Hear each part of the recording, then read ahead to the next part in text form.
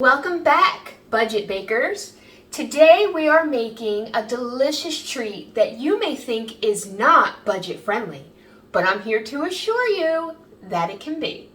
We are making cheesecake. Yes, you heard me right. We are making our own cheesecake from scratch. And not only are we going to be making a cheesecake, we're going to make a pumpkin cheesecake because it's fall and it's pumpkin time. So before we get started, I want to let you know how much it may cost you to purchase the ingredients and make this dish. So for the pumpkin cheesecake, it'll probably run between $16 and $20 depending on what you can get on sale. And that is with no topping. So basically what I'm going to do is, I think I'm going to just drizzle mine with a caramel drizzle and maybe put some sprinkles on top, nothing too crazy. So that will still fall between the $16 and the $20 mark. But let me tell you, we are making a 9 by 13 size cheesecake. I bake all my cheesecakes in a 9 by 13 instead of in a springform pan. My cheesecakes are so rich and so creamy, and you only need a small piece to fill you up, typically, Unless you're having it for a meal, maybe you would eat 2 pieces. But anyway, so to get started, the crust consists of 3/4 cup of graham cracker crumbs, 3 tablespoons of white granulated sugar, and 3 tablespoons of salted butter that's melted. I've already preheated my oven to 325 degrees, and I have my 9 by 13 right here, although you can't see it yet, but you will. And I like to double my crust, which is why I gave you a range also for the price on what it would cost to make this dish. Because like I said, I like to double the crust because I love the crust. So here I have my crust ingredients, which are doubled, and I've melted my butter, so I'm just going to pour that in here. It's so funny because I used to teach online baking classes. I actually taught in-person baking classes locally as well. And I always tell this story on how there was this one time where I was like craving a cheesecake. So I decided to make one. So I went through the hassle, because it's, I hate to say hassle, but it can be, a process to make a cheesecake.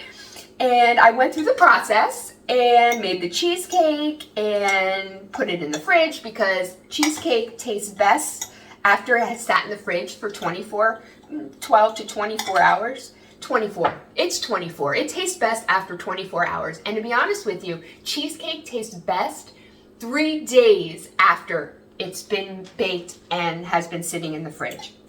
But always 24. Always, at least. So anyway, I made the cheesecake, waited the time, and went to take a bite, and I spit it out.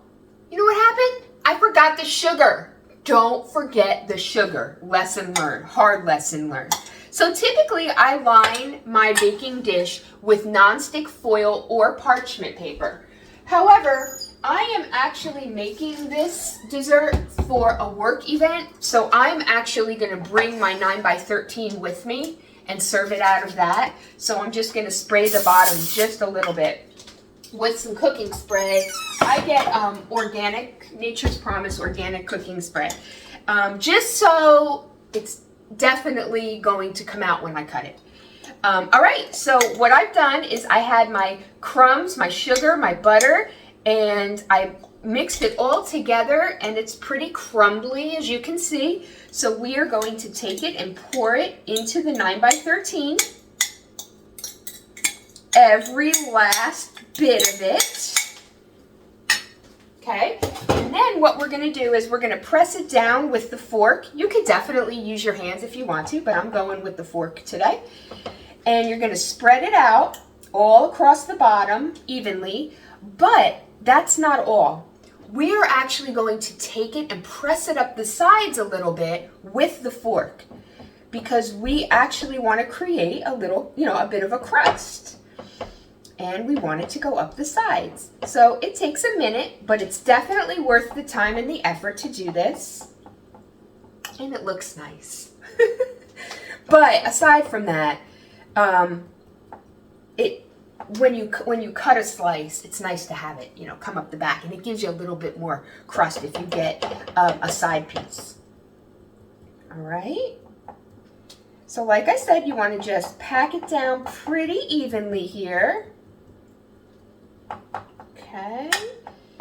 I know I'm a little funny about it. I like it to be nice and even all around the sides because, you know, we do eat with our eyes,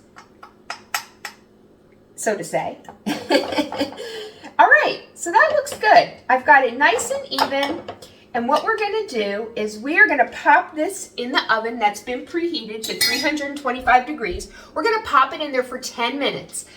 And then while that is in there baking, we're going to put our filling together for the cheesecake. So let me just get this popped right in.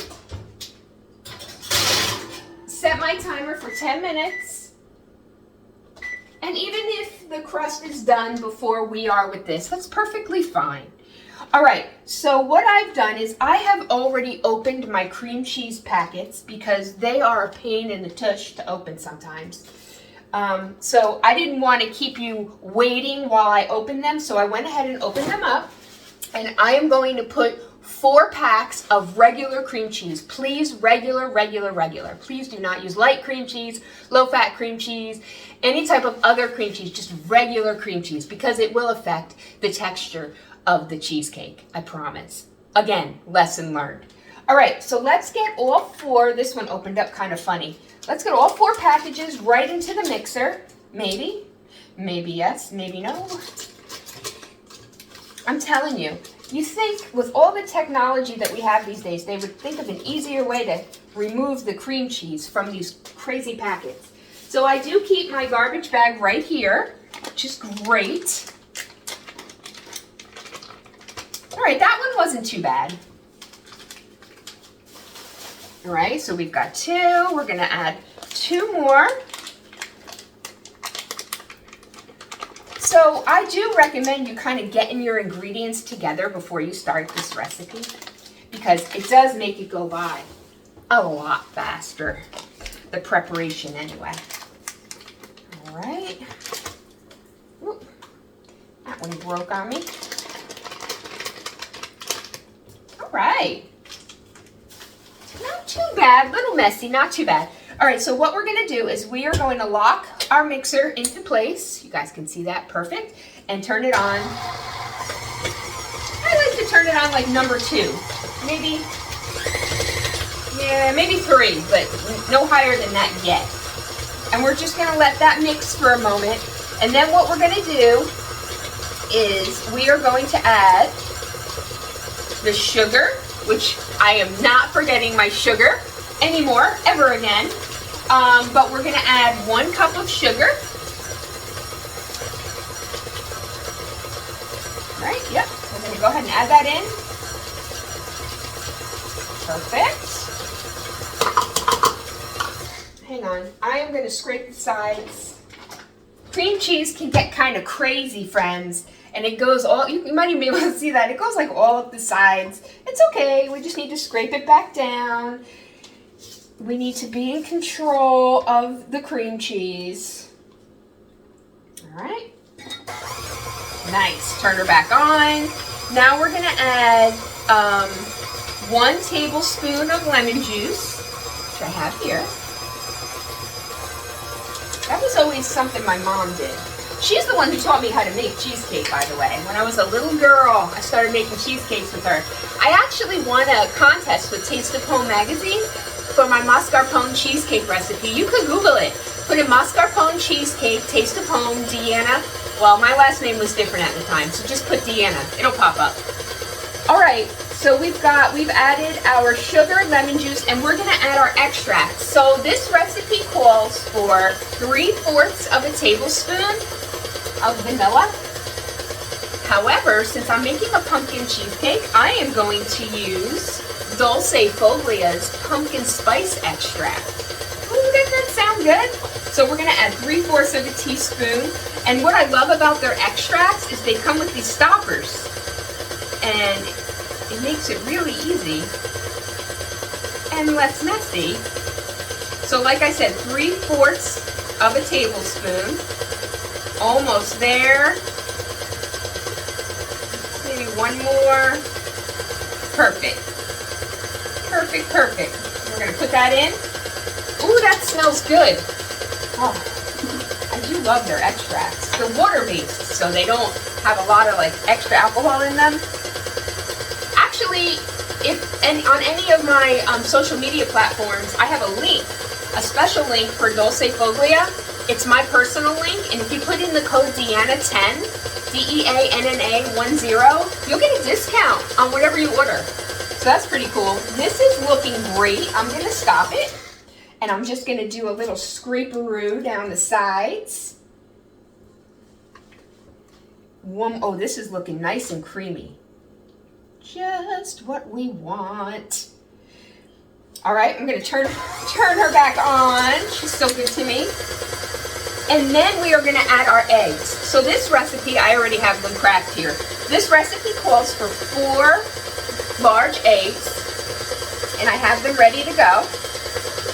So we are gonna add the eggs. I'm gonna turn it down just a little bit, and we're gonna add one at a time, approximately. 1 egg at a time. So we add one, we're gonna let it mix up a little bit. Ooh, that yolk does not want to break. There it goes. All right, we're gonna add 2.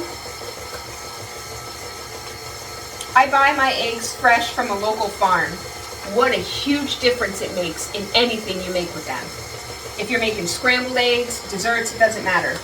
They're just so much richer and fresher. So if you have a chance to buy farm fresh eggs, I highly recommend you do so. All right, so that looks really good. The eggs are all incorporated. Now we're going to add 1 cup of canned pumpkin, not pumpkin pie, but pumpkin. You can use fresh pumpkin that you have made yourself or canned pumpkin. So we're using 1 cup of that. I'm going to turn it down a little bit, and I'm going to add the pumpkin in.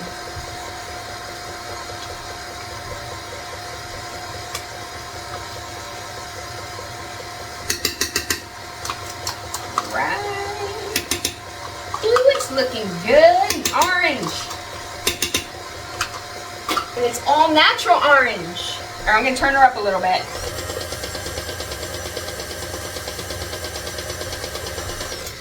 All right, going to do a quick scrape one more time. Righty.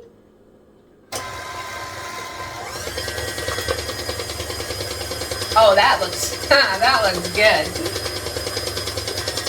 I'm going to turn it off, lift her up, and I am going to take my spatula and just go down on the bottom just to make sure that there's no cream cheese sticking down at the bottom. Okay, I believe we're good. I don't feel anything left sticking there. Okay. Let me try one more side. All right, now I'm just gonna put it back on again because there was a little bit of cream cheese down at the bottom, so we don't want chunky cheesecake. So we're just gonna let it whip up a little bit more. Let's see how much time we have left. Oh, about a minute and some change. All right, so I am going to wait, and I will be back. All right, I am back. I have removed my crust from the oven, and now I am going to pour my cheesecake filling right over the crust. And it's okay that it's still hot. You don't have to wait for the crust to cool. Look at that. Ooh, that looks good. All right, so we want to make sure we get all of the cheesecake filling out of the mixer bowl. So it's best to use a spatula for this. Ooh, that cleaned it out good. Because you guys know, Deanna doesn't waste. Okay, so we're just going to easily spread it out because we don't want to disrupt the crust. We want it to stay in place, but we do want to cover it. Alrighty. Perfect. Well, it looks good. So I try to just kind of like smooth it out as much as I can, but it doesn't have to be perfect. Okay, so what we're gonna do now, this is very hot, so I'm going to put it back into the oven. Then I'm gonna set my timer. This will bake for about 50 to 60 minutes. So I am going to set my timer for 55 minutes. 55.